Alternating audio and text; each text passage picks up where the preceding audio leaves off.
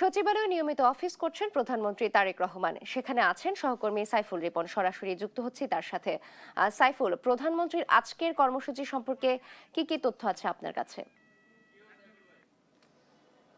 নাভিলা, সকাল 9টা 20 নাগাদ সচিবালয়ের মন্ত্রিপরিষদ বিভাগের প্রধানমন্ত্রীর কার্যালয়ে প্রবেশ করেছেন সরকার প্রধান তারেক রহমান এবং তিনি ইতিমধ্যে অফিস শুরু করেছেন।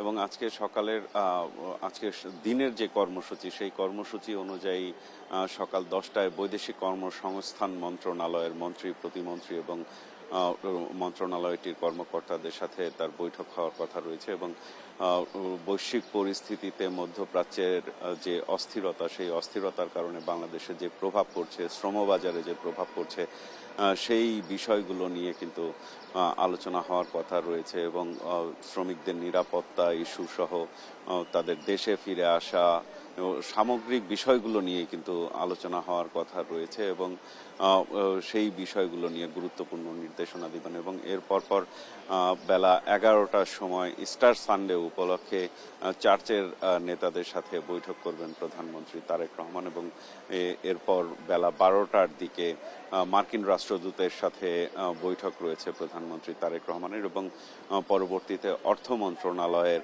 মন্ত্রী, প্রতিমন্ত্রী এবং সংশ্লিষ্ট কর্মকর্তাদের সাথে গুরুত্বপূর্ণ বৈঠক করবেন। এবং এই যে সামগ্রিকভাবে ইসরায়েল, যুক্তরাষ্ট্র এবং ইরানের যুদ্ধের কারণে মধ্যপ্রাচ্যের যে অস্থিরতা তৈরি হয়েছে এবং সেই অস্থিরতার কারণে যে বৈশ্বিক প্রভাব পড়েছে বিশেষ করে জ্বালানি খাতে, সেই বিষয়টি নিয়ে কিন্তু বেশ কয়েকদিন ধরেই সরকারের প্রত্যেকটি মন্ত্রণালয় তাদের নিজেদের যেমন ব্যয় সাশ্রয়ের নীতিতে যাওয়ার সিদ্ধান্ত নিয়েছে, পাশাপাশি কর্ম পরিকল্পনা গ্রহণ করছেন সামনের দিনগুলোতে কিভাবে সেই সংকট মোকাবিলা করা যায়। এবং সেই কাজগুলো কিন্তু তদারকি করছেন প্রধানমন্ত্রী তারেক রহমান। এবং আজকেও কিন্তু এই জ্বালানির বিষয় সহ বিভিন্ন বিষয়ে, ব্যবসা বাণিজ্যের সহ বিভিন্ন বিষয়ে কিন্তু তিনি এই অর্থ মন্ত্রণালয়ের যেই বৈঠকটি রয়েছে, অর্থ সভা, সেখানে কিন্তু তিনি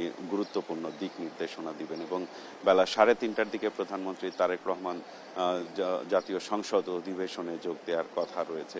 তো এখন এই মুহূর্তে কিন্তু তিনি এই সচিবালয়ের মন্ত্রিপরিষদ বিভাগের কার্যালয়ে অফিস করছেন এবং বৈঠকগুলো অব্যাহত রয়েছে। এবং আমরা বৈঠকগুলো শেষ হলে কেউ কোনো তথ্য তুলে ধরলে সেই তথ্যগুলো আমরা পরবর্তীতে আপনার মাধ্যমে দর্শকদের জানিয়ে দেওয়ার চেষ্টা করব। নাবিলা।